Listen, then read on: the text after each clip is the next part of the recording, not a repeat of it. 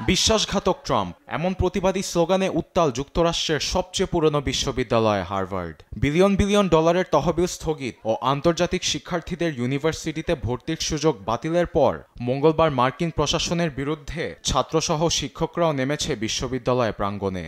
ইহুদি বিদ্বেষের পাশাপাশি নানা অপবাদের তকমা লাগানোয় ট্রাম্প প্রশাসনের বিরুদ্ধে অবস্থান জানান দিয়েছে প্রতিবাদী কণ্ঠে।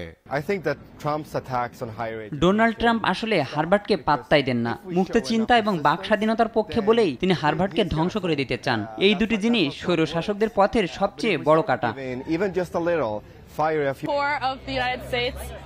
হার্ভার্ডের প্রতি ট্রাম্পের এই ক্ষোভ থামবে না। তার প্রশাসনের নীতির বিরুদ্ধে কথা বললেই হাতে হাতকড়া পড়তে হয়। এদিকে চলমান আন্দোলনের মাঝেই হার্ভার্ডের সঙ্গে সবগুলো ফেডারেল চুক্তি বাতিলের পদক্ষেপ নিচ্ছে ট্রাম্প প্রশাসন। মঙ্গলবার এজেন্সিগুলোকে এ সংক্রান্ত একটি চিঠিও পাঠিয়েছেন জেনারেল সার্ভিসের অ্যাডমিনিস্ট্রেশনের কর্মকর্তা জশ গুরেনবাম।